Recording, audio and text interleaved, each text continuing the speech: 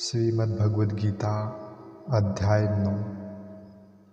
दोस्तों, भगवद गीता का प्रथम अध्याय शेष ग्रंथ की भूमिका जैसा है।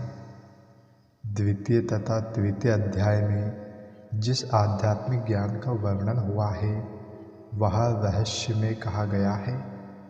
सातवें तथा आठवें अध्याय में जिन विषयों की विवेचना हुई है वे भक्ति से संबंधित है और कृष्ण भावनामृत पर प्रकाश डालने के कारण रहस्य में कहे गए हैं।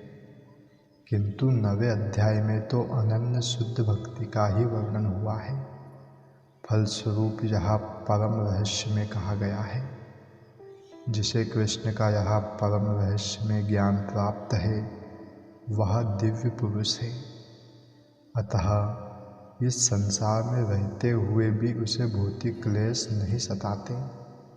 भक्ति रसामृत सिंधु में कहा गया है कि जिसमें भगवान की प्रेमा भक्ति करने की उत्कृष्ट इच्छा होती है वह भले ही इस जगत में बद्ध अवस्था में रहता हो किंतु उसे मुक्त मानना चाहिए। इसी प्रकार भगवद गीता के 10वें अध्याय में हम देखेंगे कि जो भी इस प्रकार लगा रहता है वह मुक्त पुरुष है। 7वें अध्याय में भगवान की ऐश्वर्यमयी शक्ति, उनकी विभिन्न शक्तियों परा तथा अपरा तथा इस भौतिक जगत का वर्णन किया जा चुका है। अब 9वें अध्याय में भगवान की महिमा का वर्णन किया जाएगा।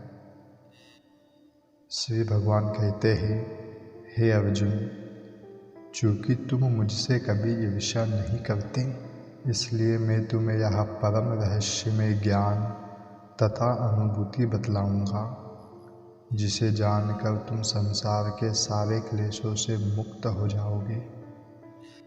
यह ज्ञान सब विद्याओं का राजा है जो समस्त रहस्यों में सर्वाधिक गोपनीय है। यह परम शुद्ध है और चूँकि यह आत्मा की प्रत्यक्ष अनुभूति कराने वाला है अतः यह धर्म का सिद्धांत है।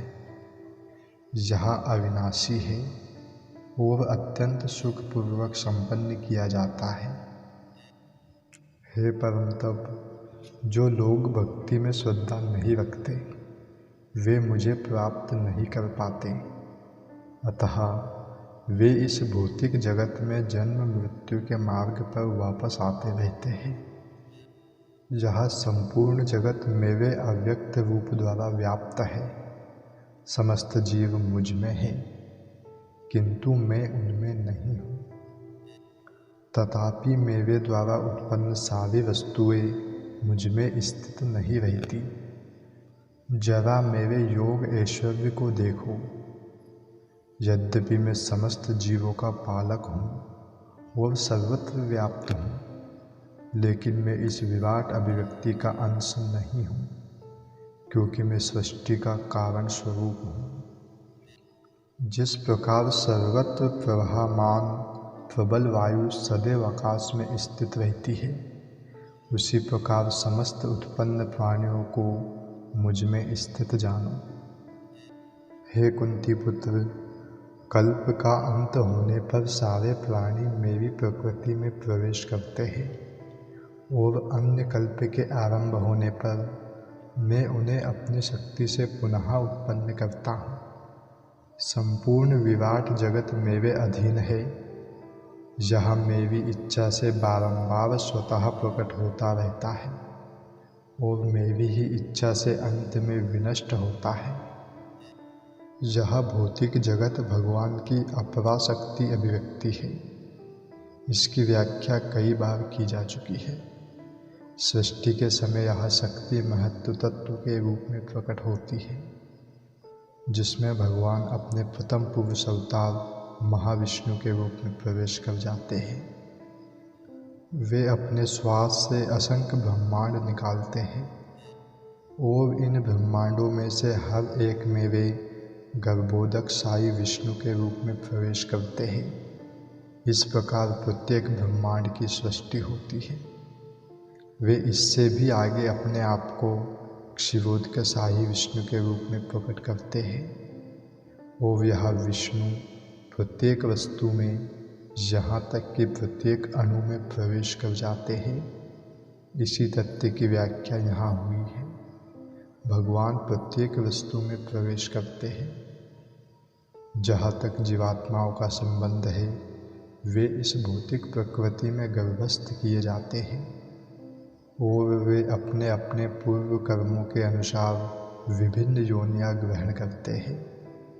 इस प्रकार इस भौतिक जगत के कार्यकलाप प्रारंभ होते हैं। विभिन्न जीव योनियों के कार्यकलाप सृष्टि के समय से ही प्रारंभ हो जाते हैं। ऐसा नहीं है कि ये योनियां क्रमशः विकसित होती हैं। सारी की सारी योनियां ब्रह्मांड की सृष्टि के साथ ही उत्पन्न होती हैं। मनुष्य, पशु पक्षी ये सभी एक साथ उत्पन्न होते हैं, क्योंकि पूर्व प्रलय के समय जीवों की जो जो इच्छाएं थी वे पुनः प्रकट होती हैं। इसका स्पष्ट संकेत अवसम शब्द से मिलता है कि जीवों को इस प्रक्रिया से कोई सरोकार नहीं रहता। पूर्व सृष्टि में वे जिस जिस अवस्था में थे, वे उस अवस्था में पुनः प्रकट हो जाते हैं और यह सब भगवान की इच्छा से ही संपन्न होता है। यही भगवान की अचिंत्य शक्ति है। विभिन्न योनियों को उत्पन्न करने के बाद भगवान का उनसे कोई नाता नहीं रह जाता। यह सृष्टि विभिन्न जीवों की रुचियों को पूरा करने के उद्देश्य से की जाती है। अतः भगवान इसमें किसी तरह से बद्ध नहीं होते हैं। हे धनंजय, ये सारे कर्म मुझे नहीं बांध पाते हैं। मैं उदासीन की भांति इन सारे भौतिक कर्मों से सदैव विरक्त रहता हूँ। हे कुंती पुत्र, यह भौतिक प्रकृति मेरी शक्तियों में से एक है और मेरी अध्यक्षता में कार्य करती है, जिससे सारे चर तथा अचर प्राणी उत्पन्न होते हैं। इसके शासन में यह जगत बारंबार सृजित और विनष्ट होता रहता है। जब मैं मनुष्य रूप में अवतरित होता हूँ तो मूर्ख मेरा उपहास करते हैं। वे मुझ परमेश्वर के दिव्य स्वभाव को नहीं जानते। जो लोग इस प्रकार मोहग्रस्त होते हैं, वे आसुरी तथा नास्तिक विचारों के प्रति आकृष्ट रहते हैं। इस मोहग्रस्त अवस्था में उनकी मुक्ति आशा, उनके सकाम कर्म तथा ज्ञान का अनुशीलन सभी निष्फल हो जाते हैं।